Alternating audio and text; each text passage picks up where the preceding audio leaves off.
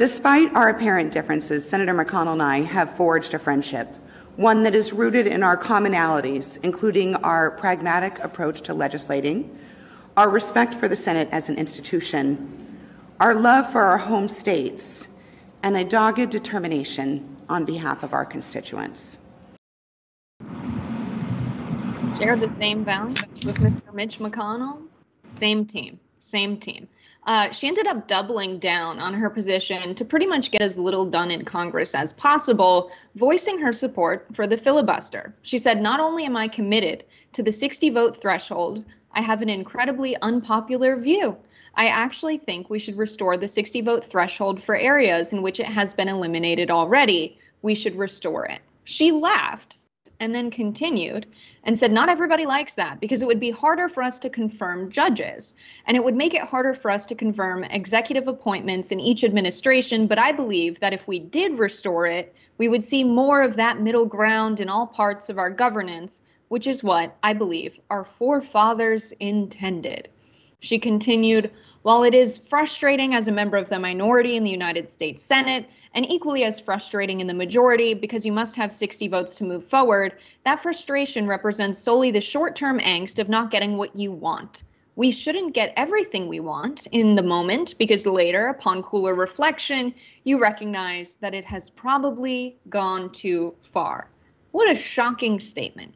Let's recall that her bestie here, Mr. Mitch McConnell, was the one who eliminated the Senate filibuster on Supreme Court nominees in 2017 when Trump was in office so that they could get Neil Gorsuch through after they vehemently blocked Merrick Garland. But before we discuss, let's just listen to Sinema's just analogy-ridden excuses for supporting the filibuster here. Let's watch this video. The House passes legislation that represents the passions of the moment, and that's what it was designed to do when our forefathers created the House. They wanted a body that represented the passions of Americans at the moment. But they tend to be a little bit over-eager. So when Republicans are in control, they pass a little bit of crazy legislation. And when the Democrats are in control, they pass a little bit of crazy legislation. And the job of the Senate is to cool that passion. You know, there's a saying that the House is the cup of hot tea, and the Senate is the saucer in which you cool that tea. The Senate was designed to be a place that moves slowly, to cool down those passions, to think more strategically and long-term about the legislation before us. Okay, what she's saying in very different words is that there should be very rich people who wear suits, who have a ton of money in the stock market, who are going to govern on behalf of corporations, and maybe they're going to filter some stuff out that the people actually really want. We couldn't have radical things like actually having healthcare in the wealthiest country in the world and people being paid fair wages and having sick leave. No, all of that stuff is so incredibly radical. And it's been many, many years where people have wanted these things, where these have been popular ideas, and still nothing. So it's not like it's a spur of the moment thing for people to want healthcare and maternity leave, like Kyrsten Sinema would like to have us believe. So what she's saying here is just insane. She's advocating for something that's very short of democracy. And I think regardless of what she believes the forefathers intended, I think people would like a real democracy, maybe as a treat. I don't know. Yeah. So let's break down all the lies. So first of all, she talked about what her and McConnell share, values. Well, in a sense, that's true, because the one thing they value is money, corruption, donors, rich people, corporations, period. Everything else is total, utter lies.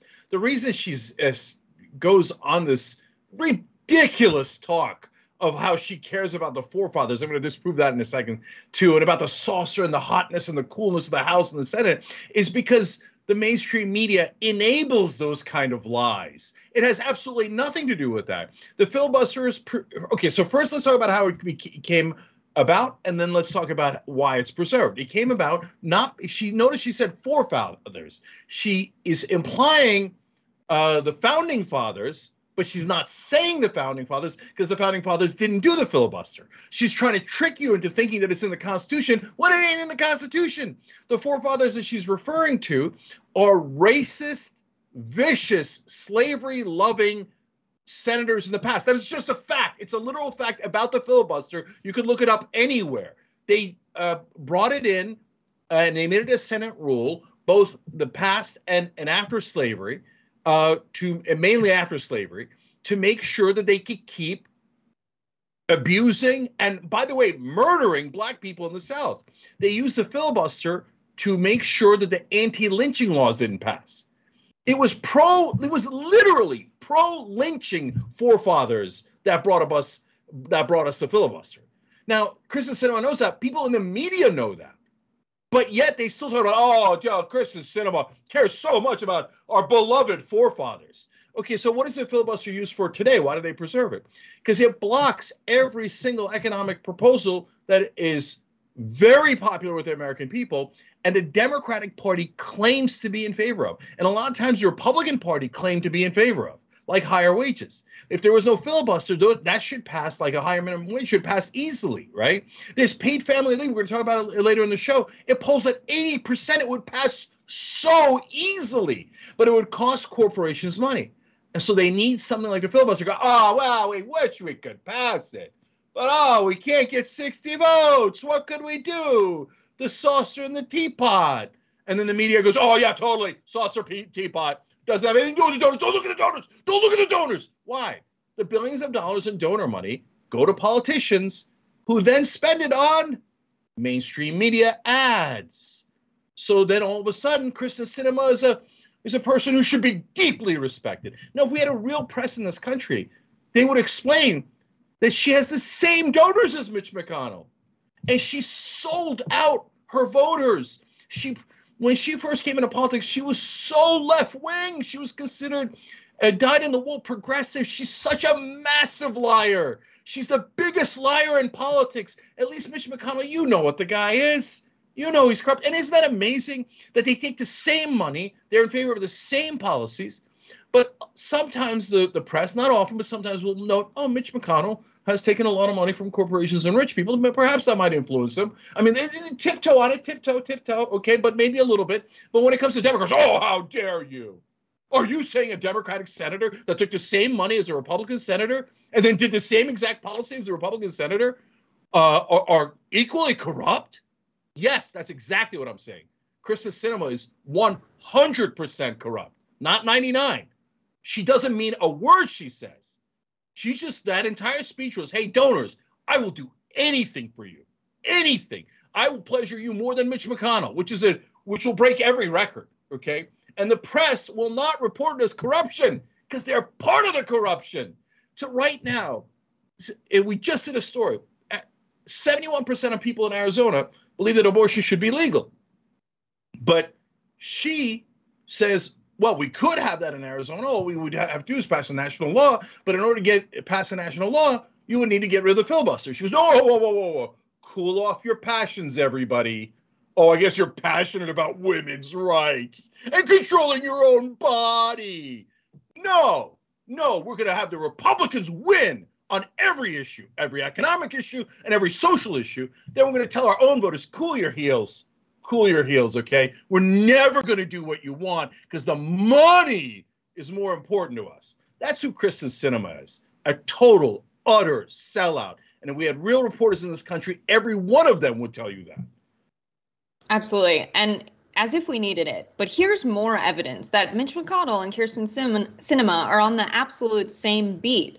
Because in response to Kyrsten Sinema showing McConnell so much love, he gave some love back. Let's watch this. I've only known Kyrsten for 4 years, but she is, in my view, and I've told her this before, the most effective first-term senator I've seen in my time in the Senate.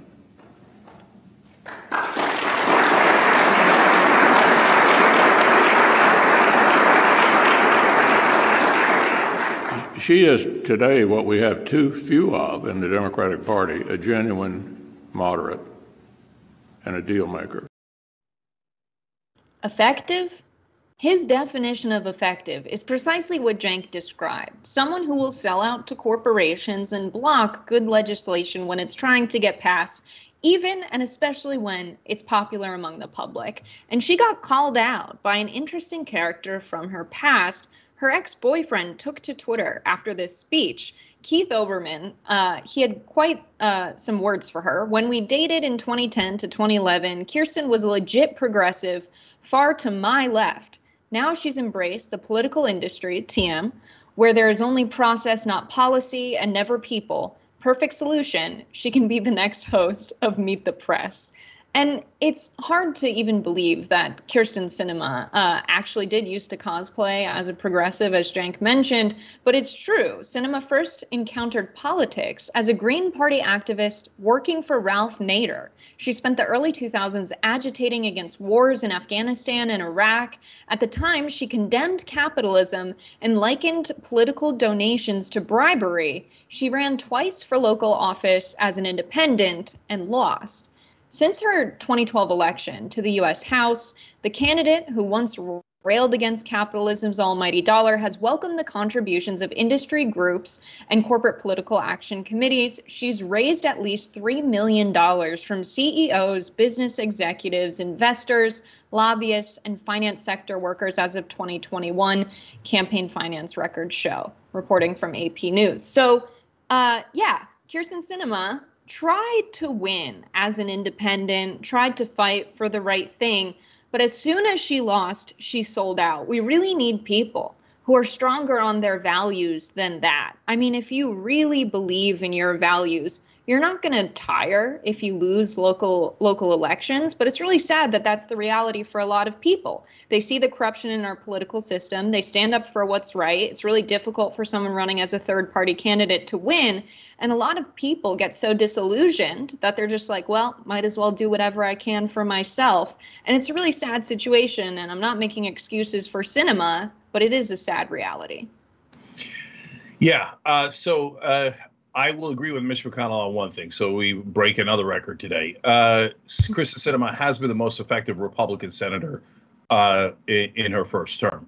No one could help Republicans as much as Kyrsten Sinema did, because without her, they can't break the Democratic agenda.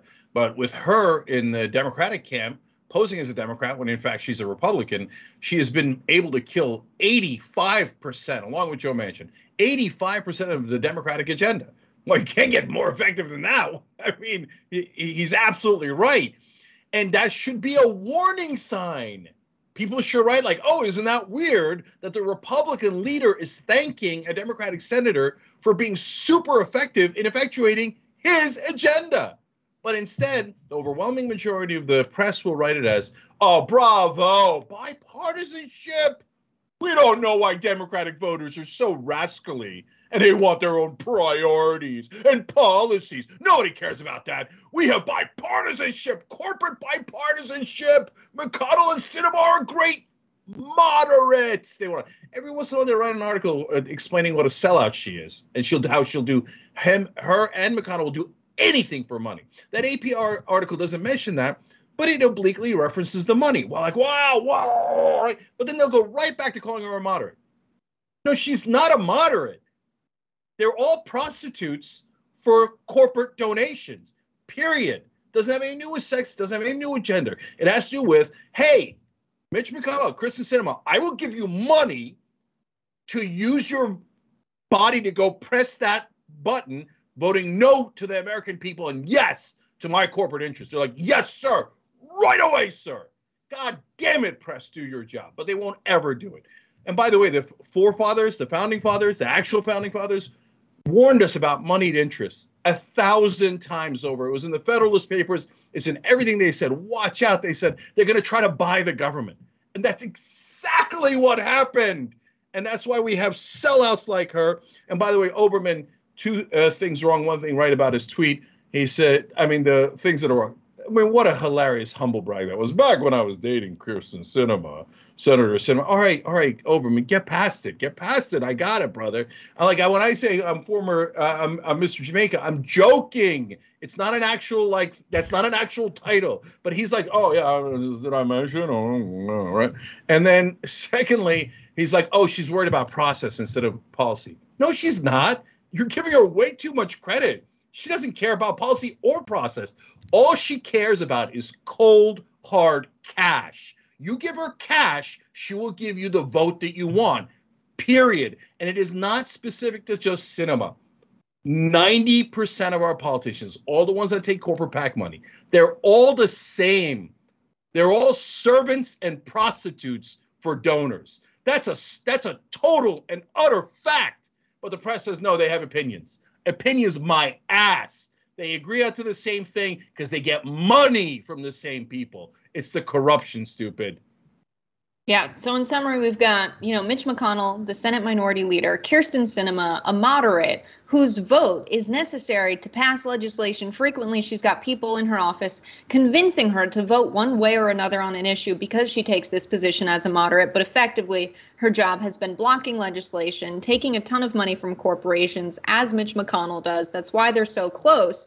And we've got an American public that's really listening to narratives about populism, whether it's Fox News or whether it's Bernie Sanders. And obviously the Bernie Sanders brand of left-wing populism, where he's offering real solutions that will help working class people, is much better because he's accurately calling out where the corruption is coming from. We have a government that is run by corporations, but then you have the right-wing populism that's saying the government is the problem and all they really want to do is make life easier for oligarchs when they get into public office. And unfortunately, the public doesn't have the narratives that we give on TYT. What they have is mainstream media, which is why her ex-boyfriend Keith's joke that she should be on Meet the Press is so on point, because they're hiding this fundamental truth that we're not in a situation where the federal government has too much power and the will of the people isn't being realized. The problem is that corporations are running our country as a shadow government on their benefit and for profit on the backs of all of us.